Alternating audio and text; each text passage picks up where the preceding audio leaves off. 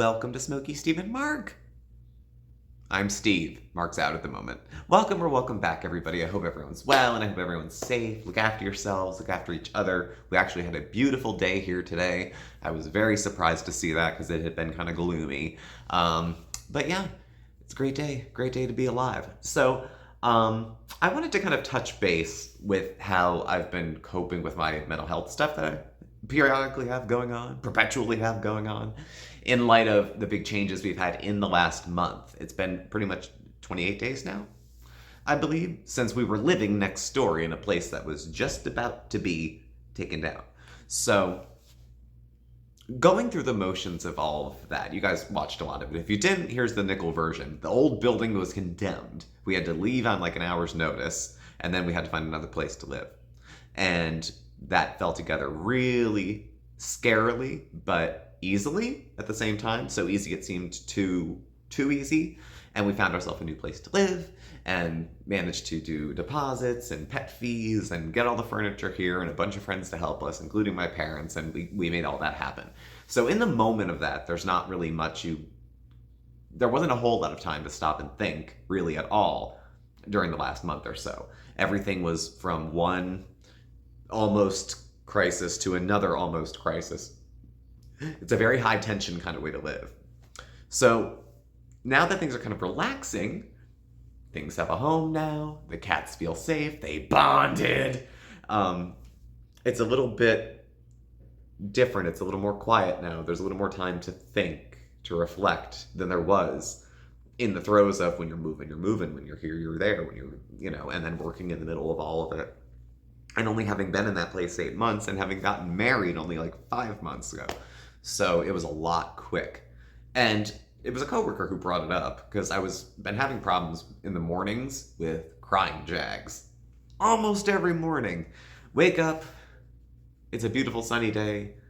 Blink, blink, blink, wish I was dead. That kind of dark negativity creeping into my head like the second I wake up. It does go away usually. By the time you get a cup of coffee through, it's maybe about an hour or so. But it's such a touch and go time of the morning for me because I have responsibilities that need to go in motion as soon as I get up. Like, work has to happen 5 days a week. Animals need to eat no matter what mood I'm in. Mark needs me to be available for him in whatever ways he needs too. So I have to be closer to, functioning at the time. And having gone through living in the hotel for a couple weeks and then being really uncertain about where to go and then not having the cats, everything is just now starting to settle down. And that's where I'm now noticing things are creeping up. I have this kind of undifferentiated and sick nausea every morning when I get up. It reminds me of the way I used to feel when I was a kid and I hated my teacher and I didn't want to go to school. And I'd wake up and pretty much just throw up whatever was in my little 10-year-old stomach. And vomiting I'd always feel more relaxed afterwards. Is it any mystery I became bulimic later? Wonder if I drew that line a little bit early, that the correlation between feeling better and being sick. If I get sick, I'll feel better. I won't feel so nauseous. I won't feel so that. So I find myself in a similar, it's not cool at 40. It wasn't fun at 10, but it's really not fun at 40. And it's hard to place why. Things that are not a big deal become a very magnified big deal if I'm thinking of them within the first 10 minutes of waking up.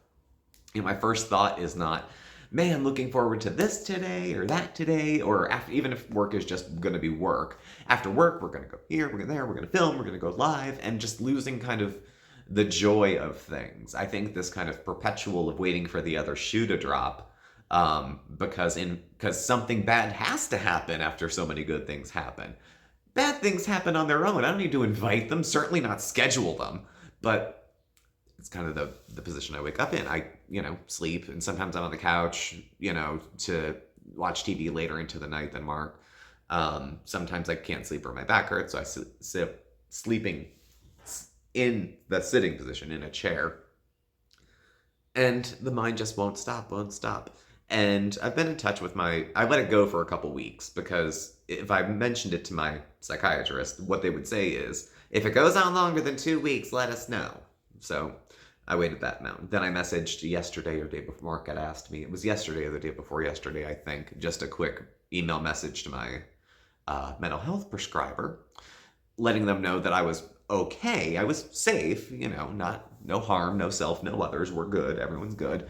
But very uncomfortable and kind of at a loss of what to do because I can't pinpoint for myself what is the thing that is making me so mentally distressed that it's making me physically sick and weepy most mornings of the week. I imagine there's a lot of people that probably cry before they go to work, but I wasn't one of those people, and certainly not crying out of like frustration or I don't even know. I don't know what's causing it. All I know is how long it lasts and what I can and can't do while it's roaring and ripping through my head. So Mark's been a doll, of course, wants to help. So I have a box of baking soda right at my hand table at the side. And if I need it, like, it's backwards. But if I take something to settle my stomach, it almost feels like it reduces the anxiety because I'm perceiving this snowballing gastronomic thing.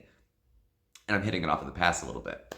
I will just take my finger, dip it in some baking soda and like rub it on my mouth. And then have that kind of process down. I've done Tums. I already take something like Nexium at night for heartburn. But I'm not having heartburn.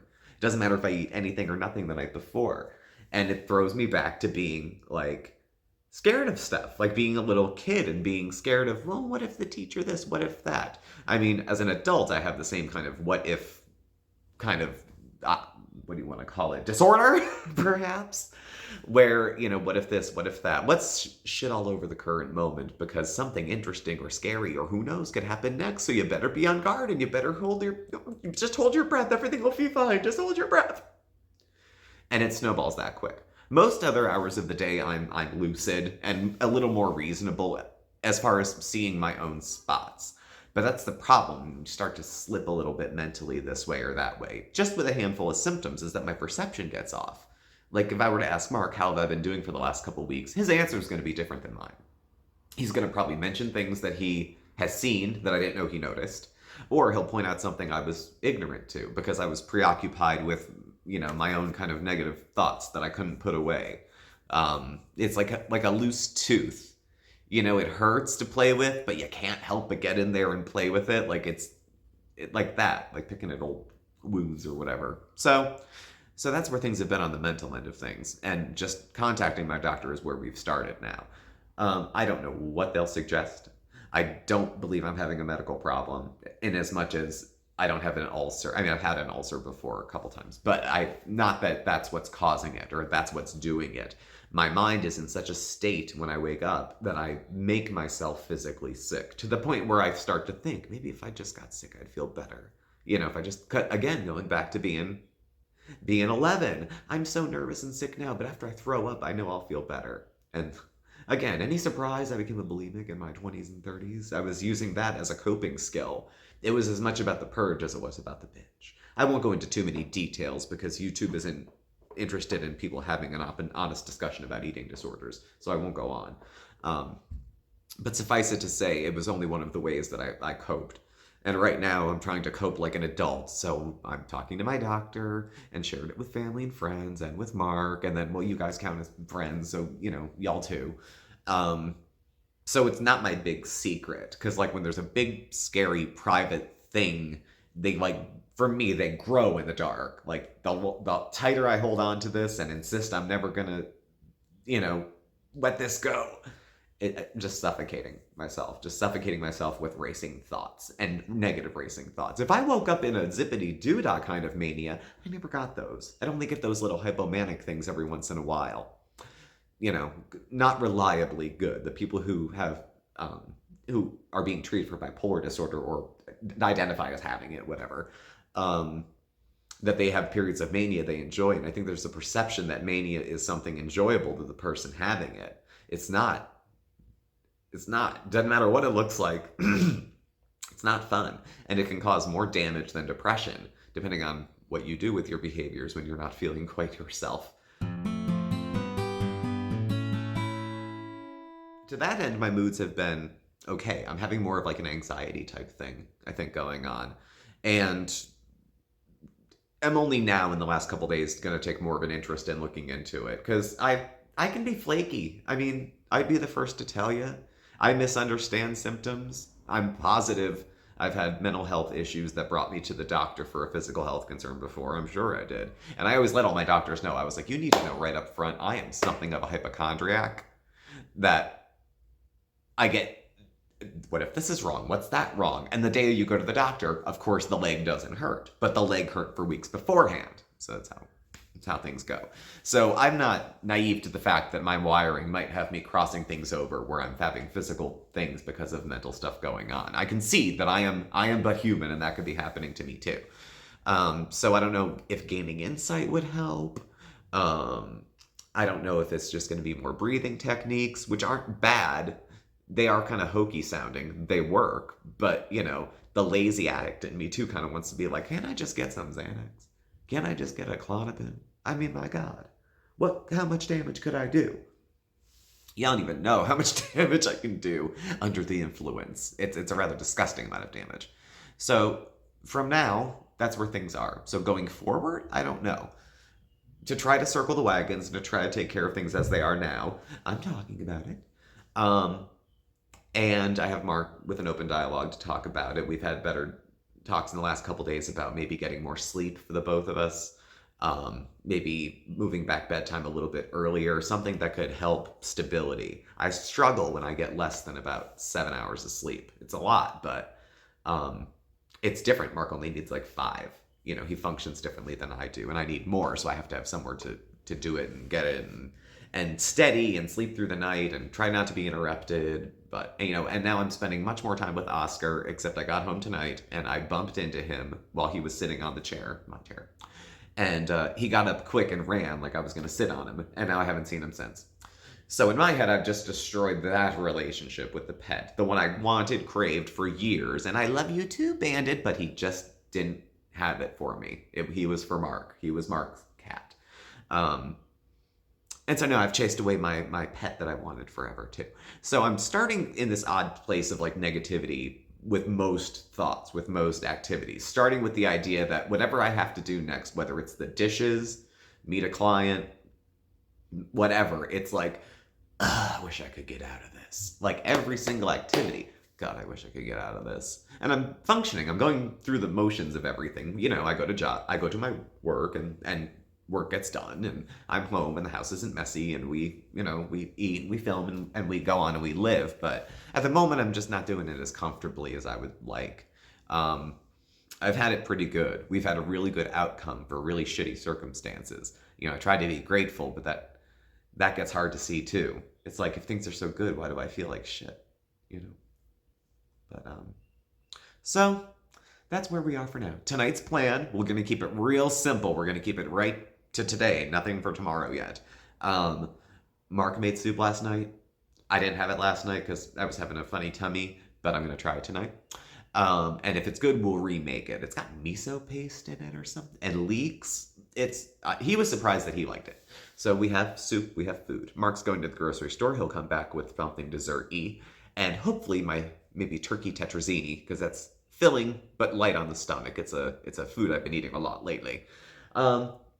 And then I'll sit down. Mark will be editing this video that you're watching now, which won't take too much editing because there's not as much going on in a video where we're just talking. And I'll watch some blooper reels, construction fails, people tripping on ice. Those kind of things always cheer me up. I'll, stalk old friends on Facebook. And just try to be easy. Get a shower, shave. Definitely shave, because I haven't shaved in a few days. And sometimes, if you don't feel good, at least you feel like if you look good, maybe it'll help. So I'll get a clean shave. I gotta cut my hair, because it's growing over my ears. Not all the way up to here, mind you. Just my ears. So I'm gonna pretty up and hydrate and pet a cat and hang out with my husband and keep living, because what else can you do? And in the meantime, I'll continue to follow up with my doctor and we'll see what's what. So, before you think, I was like, this should have been alive. No, I'm just kidding. It's better to record, I think, a video like this because sometimes everything that comes out of your mouth isn't exactly what you meant for everybody to hear. But I tend to just go and just talk too much. Mark and I have that in common. So thank y'all for listening. Thank y'all for joining today. If any of you are having a tough time, feel free to comment below, leave some support for each other. If you're having a great day, good. Don't let me bring you down. You continue to have a good day. It's okay. And thanks for watching. Thanks for joining us. We will have a Steve Will Try It coming up, I believe, next week. We had a Dash skillet come that I've been eyeing really hard and looking at reviews on. So next Thursday, I believe we'll have a Steve Will Try It. And I think it'll be the full video. There's going to be a short out too, but I'll keep you posted. And then we go into tomorrow's Friday, and then we're up to Foodie Beauty again, who's been very busy and apparently is going to try to get her cat from Canada to Kuwait. Wait, that is so far to go for like a PR makeover. It's not gonna work anyway. All it says is the cat's still a prop. I need the cat to make me feel better. Bitch. Anyway, thank y'all for watching, and we'll catch up with you soon. Bye!